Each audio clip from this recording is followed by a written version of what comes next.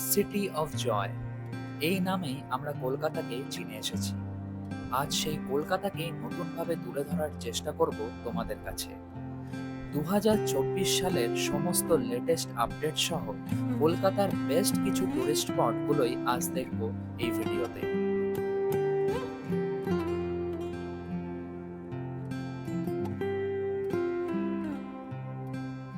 Hello guys, কেমন আছো সবাই? আজকের ভিডিওটা আমি পার্টিকুলারলি কোনো একটা জায়গায় যাব না, বাট তোমাদের জন্য নিয়ে এসেছি কলকাতার সেরা 10টা জায়গা। আমার হিসেবেই কিন্তু এই সেরা 10টা জায়গা আমি চুজ করেছি। আর এই প্রত্যেকটা জায়গাতেই কিন্তু ছোট থেকে বড়রা তোমরা সবাই গিয়ে এনজয় করতে পারবে, মস্তি করতে পারবে। এই গরমের ছুটিটাই এই জন্য, তাই না?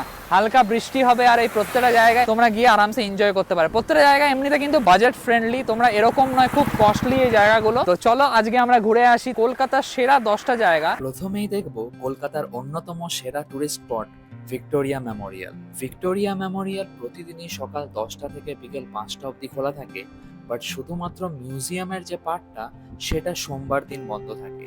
তাছাড়া সমস্ত গার্ডেন চত্বরই কিন্তু প্রতিদিনই সকাল 10টা থেকে 5টা অবধি খোলা পাবে। মিউজিয়াম সমেত ভিক্টোরিয়া মেমোরিয়ালের টিকিট প্রাইস হচ্ছে 30 টাকা পার পারসন, বাট তোমরা শুধু যদি গার্ডেন এরিয়ায় যেতে চাও তার জন্য শুধু 20 টাকা দিলেই হবে।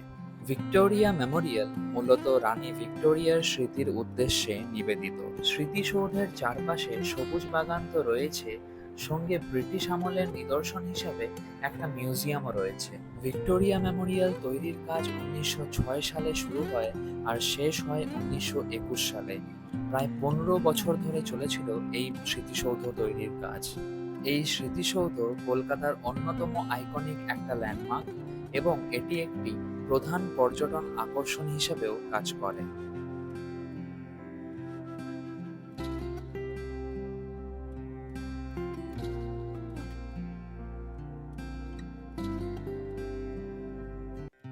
আমার লিস্টে 2 নম্বরে রয়েছে কলকাতার সেন্ট পলস ক্যাথেড্রাল চার্চ। এই Saint Paul's cathedral church Kolkata শহরের সবচেয়ে বিশিষ্ট এবং ঐতিহাসিকভাবে উল্লেখযোগ্য গির্জাগুলির মধ্যে একটি। এখানকার টিকিট মূল্য হচ্ছে 10 টাকা per person. Saint Paul's Cathedral সোম থেকে শনিবার সকাল 10টা থেকে নিয়ে সন্ধ্যে 6টা অবধি খোলা থাকে, আর রবিবার দিন সকাল 6টা থেকে সন্ধ্যে 6টা অবধি খোলা থাকে। এবার চলো তোমাদেরকে সেন্ট পলস ক্যাথেড্রাল চার্চের ইতিহাস সম্পর্কে একটু জানিয়ে দিই। সেন্ট পলস ক্যাথেড্রালের নির্মাণ কাজ শুরু হয় 1839 সালে আর শেষ হয় 1847 সালে। চার্চের ভেতরটা সুন্দরভাবে খোদাই করা, বিভিন্ন রকম পেন্টিং এবং নানা রকম নকশা দ্বারা সজ্জিত। সেন্ট পলস ক্যাথেড্রাল শুধুমাত্র একটা ধর্মীয় স্থান হিসেবেই নয়, বরং একটা পপুলার টুরিস্ট প্লেস হিসেবেও কাজ করে। এবার আমরা চলে এসেছি কলকাতার অন্যতম জনপ্রিয় একটা জায়গা আলিপুর চিড়িয়াখানায়। বৃহস্পতিবার বাদে আলিপুর চিড়িয়াখানা প্রতিদিন খোলা থাকে সকাল 9টা থেকে বিকেল 5টা অবধি। 5 বছর অবধি বাচ্চাদের টিকিট প্রাইস হচ্ছে 20 টাকা করে, আর 5 বছরের অ্যাবাভ যদি হয়ে যায় তাহলেই 50 টাকা টিকিট প্রাইস। আলিপুর চিড়িয়াখানা ভারতের প্রাচীনতম চিড়িয়াখানাগুলোর মধ্যে একটি। 1876 সালে প্রতিষ্ঠিত, এটি 46 একরেরও বেশি জায়গা ধরে বিস্তৃত। এই চিড়িয়াখানায় স্তন্যপায়ী প্রাণী, পাখি এবং সরীসৃপ সহ বিভিন্ন ধরনের প্রাণী রয়েছে। কিছু উল্লেখযোগ্য বাসিন্দার মধ্যে রয়েছে রয়্যাল বেঙ্গল টাইগার, ভারতীয় হাতি এবং এক বিশেষ ধরনের মাঙ্কিও।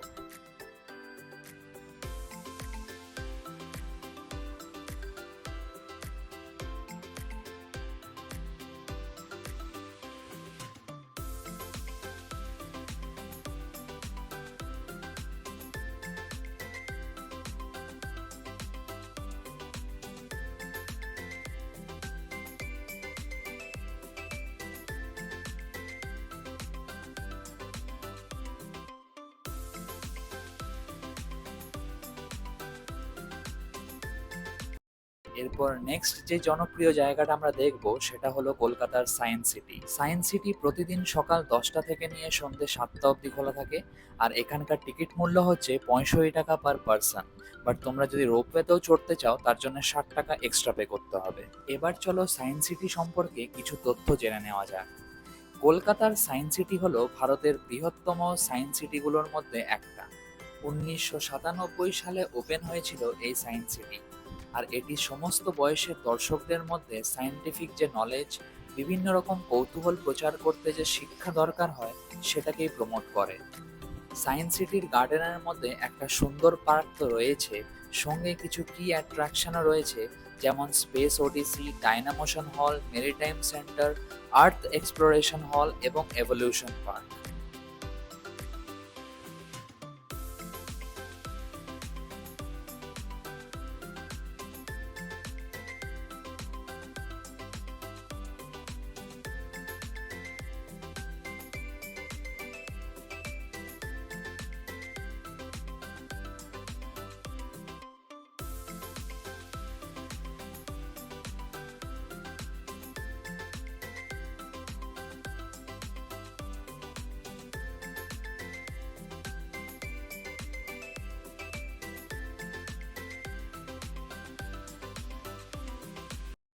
এবার আমরা পৌঁছে গেছি কলকাতার সেরা পার্কে, যেটা হলো নিউ টাউনের eco tourism park. Eco park সোমবার বাদে প্রতিদিন দুপুর 12টা থেকে নিয়ে রাত 8টা অবধি খোলা থাকে, আর এখানকার প্রবেশ মূল্য হচ্ছে 30 টাকা পার পারসন।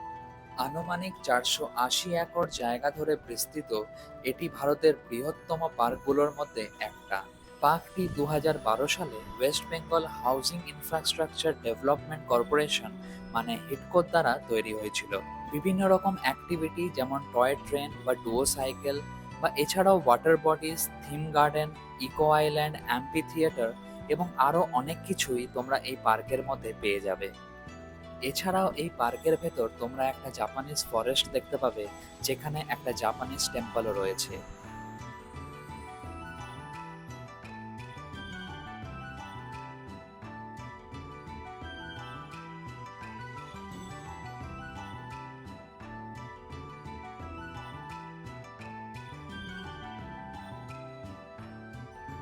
ইকো পার্কের ভেতরের অন্যতম সেরা আকর্ষণ হলো সেভেন ওয়ান্ডার্স।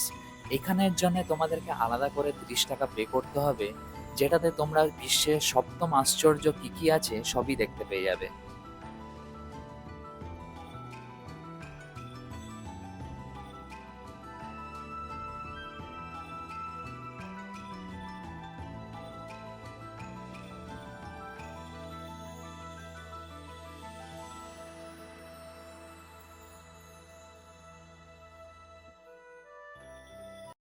এরপর আমরা চলে এসেছি কলকাতার অন্যতম সেরা আকর্ষণ নিউ টাউনের মাদার ওয়্যাক্স মিউজিয়ামে। শ্রদ্ধেয় মানবতাবাদী এবং ধর্মপ্রচারক মাদার টেরেজার সম্মানে এর নামকরণ করা হয়েছে। এই মিউজিয়ামে বিভিন্ন ক্ষেত্রের বিভিন্ন উল্লেখযোগ্য ব্যক্তিত্বের ওয়্যাক্স স্ট্যাচু বা মোমের প্রাণবন্ত মূর্তির প্রদর্শন করা হয়, যার মধ্যে উল্লেখযোগ্য হলো ইন্ডিয়ান সেলিব্রিটির মধ্যে অমিতাভ বচ্চন, শাহরুখ খান বা মিঠুন চক্রবর্তী, ইন্টারন্যাশনাল আইকনের মধ্যে অ্যালবার্ট আইনস্টাইন, মারাদোনা বা মাইকেল জ্যাকসন, হিস্টোরিক ফিগারের মধ্যেও মহাত্মা গান্ধী, রবীন্দ্রনাথ ঠাকুর আর নেতাজি সুভাষচন্দ্র বোস, কালচারাল আইকনের মধ্যে স্বামী বিবেকানন্দ, সত্যজিৎ রায়, আর স্পোর্টস আইকনের মধ্যে আমাদের সৌরভ গাঙ্গুলি, বিরাট কোহলি বা লিওনেল মেসি। আর এই মিউজিয়ামের ভেতরে একটা হরর হাউসও আছে, যেটা দেখলে তোমরা একেবারে চমকে যাবে।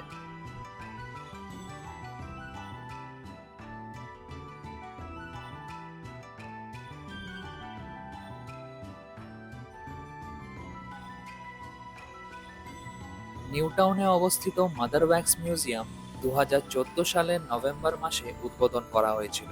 কলকাতার মাদার ওয়্যাক্স মিউজিয়াম সোমবার বাদে প্রতিদিন দুপুর 12টা থেকে নিয়ে সন্ধ্যে 7:30 অবধি খোলা থাকে, আর এখানকার প্রবেশ মূল্য হচ্ছে 250 টাকা করে। কলকাতা ভ্রমণের নেক্সট ট্যুরিস্ট স্পট দক্ষিণেশ্বরের কালী মন্দির।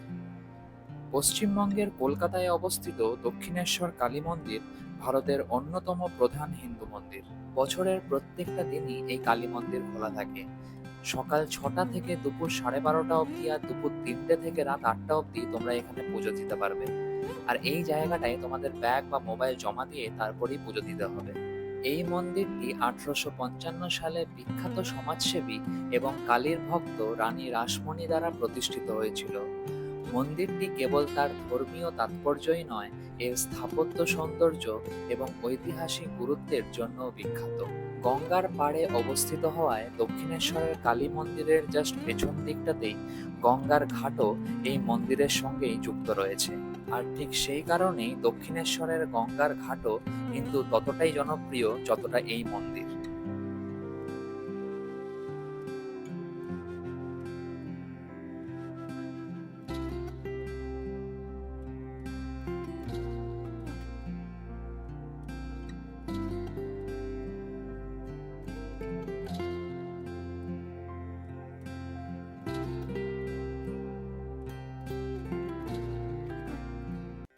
দক্ষিণেশ্বরের পাশেই কলকাতার অন্যতম জনপ্রিয় তীর্থস্থান হলো বেলুড় মঠ। আর এই বেলুড় মঠে যেতে হলে তোমাদেরকে দক্ষিণেশ্বরের জেটিঘাট দিয়ে 11 টাকার টিকিট কেটে গঙ্গা পার করতে হবে এই লঞ্চ দিয়ে। কলকাতার কাছে বেলুড়ে অবস্থিত বেলুড় মঠ হল রামকৃষ্ণ মঠ ও মিশনের সদর দপ্তর, যা শ্রী রামকৃষ্ণ পরমহংসদেবের প্রধান শিষ্য স্বামী বিবেকানন্দ দ্বারা প্রতিষ্ঠিত। বেলুড় মঠ প্রতিদিন সকাল 6:30 থেকে নিয়ে 11:30 এবং বিকেল 4টে থেকে রাত 9টা অবধি প্রতিদিন খোলা থাকে। এই আধ্যাত্মিক কেন্দ্রটি একটি উল্লেখযোগ্য তীর্থস্থান এবং সকল ধর্মের সম্প্রীতির প্রতীক।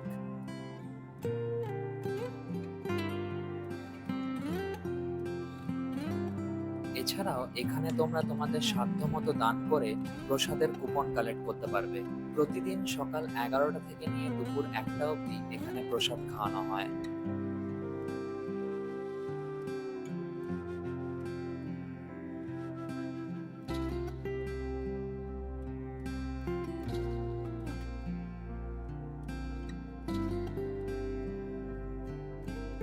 এবার আমরা দেখব কলকাতার সব থেকে বড় water park Aquatica water park and resort. এই ওয়াটার পার্ক প্রতিদিন সকাল 10টা থেকে নিয়ে সন্ধ্যে 6টা অবধি খোলা থাকে। আর এখানকার টিকিট প্রাইস হচ্ছে উইকডেজের জন্য মানে মানডে টু ফ্রাইডে হচ্ছে 700 টাকা করে, আর স্যাটারডে সানডে মানে উইকেন্ডের জন্য 900 টাকা করে। সুইমিং কস্টিউম ছাড়া ওয়াটার পার্কে এন্ট্রি অ্যালাউড নয়, তো সেক্ষেত্রে তোমরা তোমাদের সুইমিং কস্টিউম বাড়ি থেকেও ক্যারি করতে পারো অথবা এখানে এসেও রেন্ট নিতে পারো। এখানে লকার রুম আছে প্লাস চেঞ্জিং রুম আছে, যেখানে তোমরা তোমাদের জিনিসপত্র লক করে রাখতে পারবে।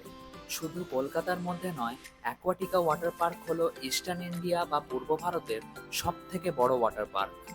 গরমকালে তোমাদের ফ্রেন্ডস বা ফ্যামিলির সাথে মজা বা রিল্যাক্স করার জন্য সেরা হলো এই ওয়াটার পার্ক।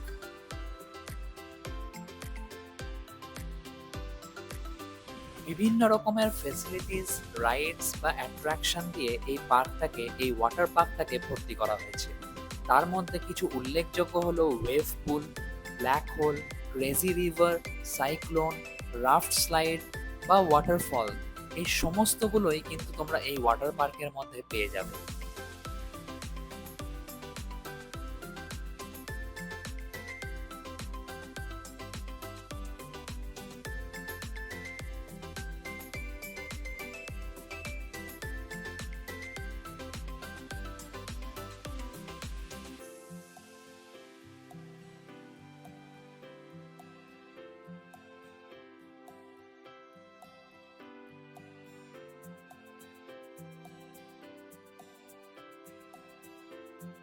আর এই ওয়াটার পার্কের ভেতরে রয়েছে একটা রেস্টুরেন্ট বা ফুড কোর্টও, যেখানে তোমরা আরামসে ওয়েভ পুলের এনজয় নিতে পারবে খাবার খেতে খেতে।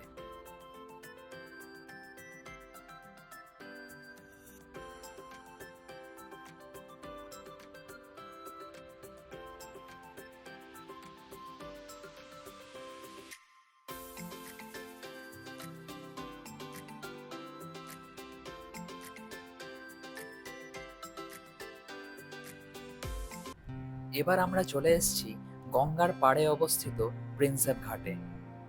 প্রিন্সেপ ঘাটে আসার জন্য কোনো রকম টিকিট লাগে না, আর এই জায়গাটা প্রতিদিন সকাল 5টা থেকে নিয়ে রাত 11টা অবধি খোলা থাকে।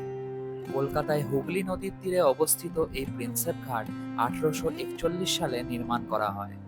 সম্রাট অশোকের শিলালিপি পাঠোদ্ধারকারী জেমস প্রিন্সেপের নামে নামকরণ করা হয়েছে এই ল্যান্ডমার্কটির।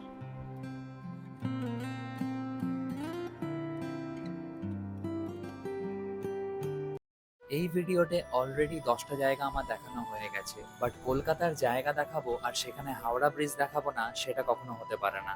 1943 সালে তৈরি হুগলি নদীর ওপর কলকাতা শহরকে হাওড়া শহরের সঙ্গে যুক্ত করে বিশ্বের অন্যতম ব্যস্ততম এই সেতু। তো ভিডিওটার মধ্যে কোন জায়গাগুলো তোমাদের সবার ভালো লাগলো তোমরা কমেন্ট করে অবশ্যই জানিও। মেবি আমি কিছু জায়গা হয়তো তোমাদের পছন্দের যেগুলো মিস করে গেছি, বাট তোমরা তোমাদের টপ 10টা জানাতে পারো আমাকে কমেন্ট বক্সে, যেখানে তোমরা লিখে জানাতে পারো তোমাদের টপ 10 কোনটা কলকাতার মধ্যে বা কলকাতার আশেপাশেও যদি থাকে সেটাও তোমরা মেনশন করতে পারো। আপাতত ভিডিওটা আজকের এখানেই শেষ করব। ভিডিওটা কেমন লাগলো তোমরা লাইক, শেয়ার, কমেন্ট, সাবস্ক্রাইব করে আমাকে অবশ্যই জানিও। And thanks for watching my video guys. My name is Prosun. See you in the next video. By.